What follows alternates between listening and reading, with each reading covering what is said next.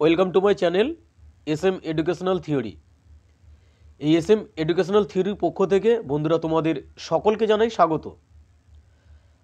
আজ আমি এই মুহূর্তে 2024 সালে যে সমস্ত ভাই বোনেরা মাধ্যমিক পরীক্ষা দিচ্ছ তাদের জন্য লাস্ট মিনিট সাজেশন হিসাবে আজ আমি তোমাদের জন্য ভূগোলের সাজেশন নিয়ে এসেছি।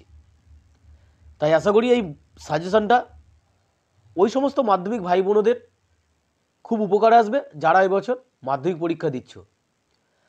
আজ আমি এই সাজেশনের বিষয়ে মূলত দুটি বিভাগকে নিয়ে এসেছি, যেখানে একটা বিভাগে তোমাদের যে ম্যাপ পয়েন্টিং পড়ে আমি এখানে গুরুত্বপূর্ণ কিছু ম্যাপ পয়েন্টিং দিয়েছি। আশা করি এই ম্যাপ পয়েন্টিংগুলো থেকে তোমরা তোমাদের যে যাবতীয় প্রশ্ন সেটা পেয়ে যাবে। আর সঙ্গে আমি তোমাদের বড় প্রশ্ন এখানে তোমাদের কাছে গুরুত্বপূর্ণ প্রশ্ন তুলে ধরেছি।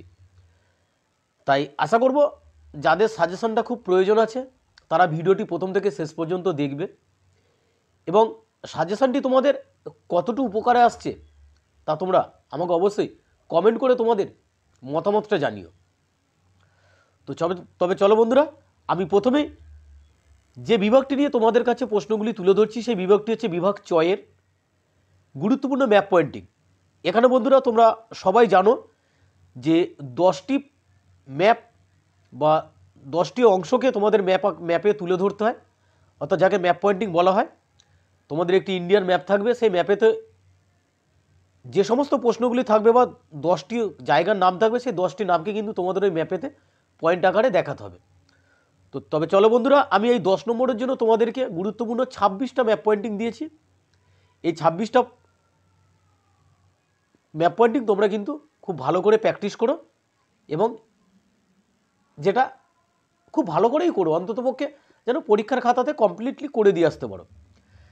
দেখো এখানে যে প্রশ্নগুলো আছে, অর্থাৎ ম্যাপ পয়েন্টিং হিসেবে যে যে জায়গাগুলো দিয়েছি আমি, প্রথম হচ্ছে আরাবল্লী পর্বত, পরে আছে শিবালিক পর্বত, সাতপুরা পর্বত, কেটু বা গডউইন অস্টিন, মেঘালয় মালভূমি, কৃষ্ণা নদী, নর্মদা নদী, গোদাবরী, কাবেরী নদী, চিল্কা হ্রদ, ভারতের সর্বাধিক বৃষ্টিপাতযুক্ত অঞ্চল, ভারতের ল্যাটেরাইট মৃত্তিকা, ভারতের পলিমৃত্তিকা, বা এটা হয়তো নির্দিষ্ট করে দেখাতে পারে যে পূর্ব ভারতের একটি পলিমৃত্তিকা অঞ্চল দেখাও, ম্যানগ্রোভ অরণ্য অঞ্চল, এটাকে চেঞ্জ করে দিতে পারে যে সুন্দরবন অঞ্চল, কোলিরি হ্রদ, ভারতের প্রধান কফি উৎপাদক অঞ্চল, পূর্ব ভারতের রেল ইঞ্জিন কারখানা,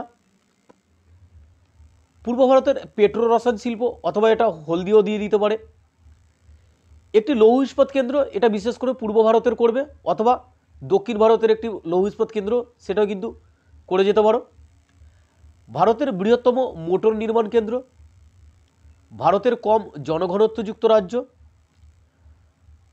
শুল্কমুক্ত বন্দর, ভারতের প্রধান হাইটেক বন্দর, Visakhapatnam, Indira point, 10 degree channel, Bangalore এবং মালাবার উপকূল। মূলত এই 26টি ম্যাপ পয়েন্টিং আমি কিন্তু তোমাদের গুরুত্বপূর্ণ বলে মনে করেছি। আর এই সমস্ত ম্যাপ পয়েন্টিংগুলোই কিন্তু তোমাদের পর্ষদ থেকে যে টেস্ট পেপার দিয়েছে সেই টেস্ট পেপারে কিন্তু এগুলোই বেশিরভাগ বা বারবার করে উল্লেখ করা আছে। তাই কিন্তু এই গুরুত্বপূর্ণ এই ম্যাপ পয়েন্টিংগুলোই কিন্তু আমি তোমাদের জন্য এখানে তুলে ধরেছি। এরপরে তোমাদের যে বিভাগটি নিয়ে এসেছি সেই বিভাগ হচ্ছে মূলত বড় প্রশ্নের, অর্থাৎ এখানে 5 নম্বর করে প্রাকৃতিক ভূগোল থেকে 2টো প্রশ্ন এবং আঞ্চলিক ভূগোল থেকে 2টো প্রশ্ন, অর্থাৎ মোট 4টে প্রশ্ন কিন্তু তোমাদের খাতাতে লিখে দিতে হয়। আর এই বিভাগে 2টি ভাগ আমি আগেই বললাম, যে একটা প্রাকৃতিক ভূগোল থেকে আর একটা আঞ্চলিক ভূগোল থেকে।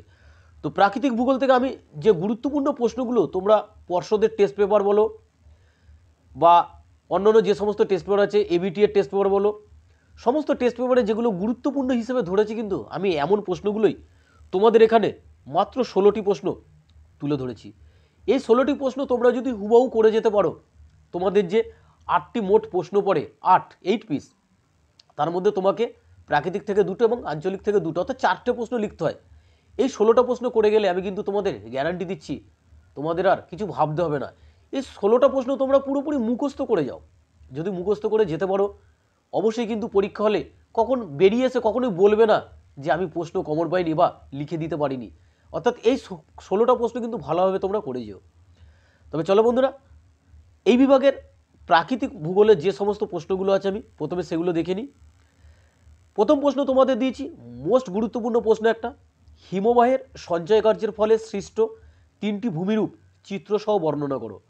হয়তো তোমাদের প্রশ্নের সঙ্গে চিত্রসহ কথাটা নাও দিতে পারে, কিন্তু তোমরা অবশ্যই যা লিখবে এখানে অবশ্যই চিত্র কিন্তু অবশ্যই দেবে, কারণ চিত্র দিলে তোমাদের যে 5 নম্বর করে এখানে প্রশ্নের মান থাকে সেটা কিন্তু পরিপূর্ণভাবে নম্বরটি পাওয়া যায়। 2 নম্বর প্রশ্ন দিয়েছি, এটা একটা মোস্ট গুরুত্বপূর্ণ প্রশ্ন, হিমবাহের ক্ষয়কার্যের ফলে গঠিত 3টি ভূমিরূপ চিত্রসহ আলোচনা করো। এই যে 1 এবং 2 এই দুটো প্রশ্নের মধ্যে আমি তোমাদেরকে বলবো প্রথম প্রশ্নটাই এই দুটোর মধ্যে একটা প্রশ্ন তোমরা পরীক্ষার খাতাতে দেখতে পাবে, পরীক্ষার প্রশ্নতে দেখতে পাবে। বোঝা গেছে? তাহলে কিভাবে তোমাদের পড়তে হবে তোমরা ভালো করে বুঝতে পারছো।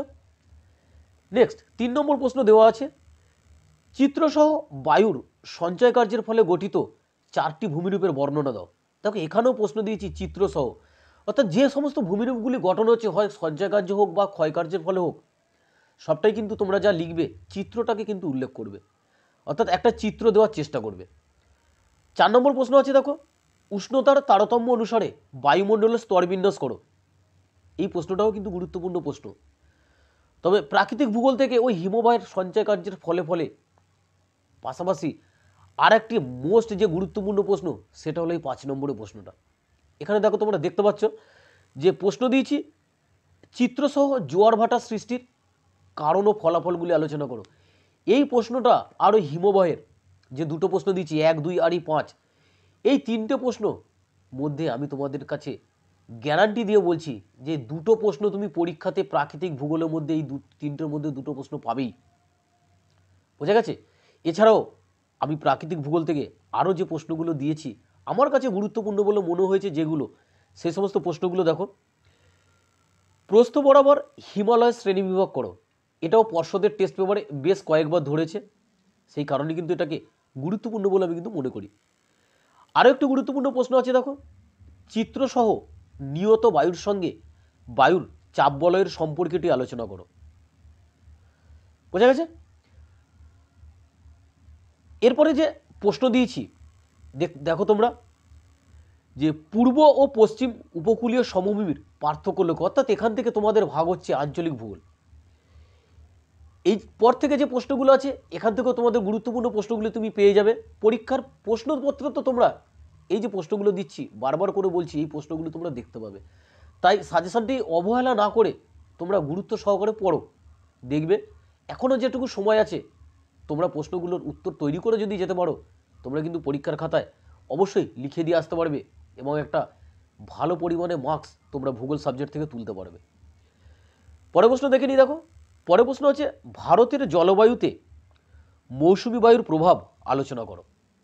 এই প্রশ্নটাও কিন্তু মোস্ট গুরুত্বপূর্ণ প্রশ্ন।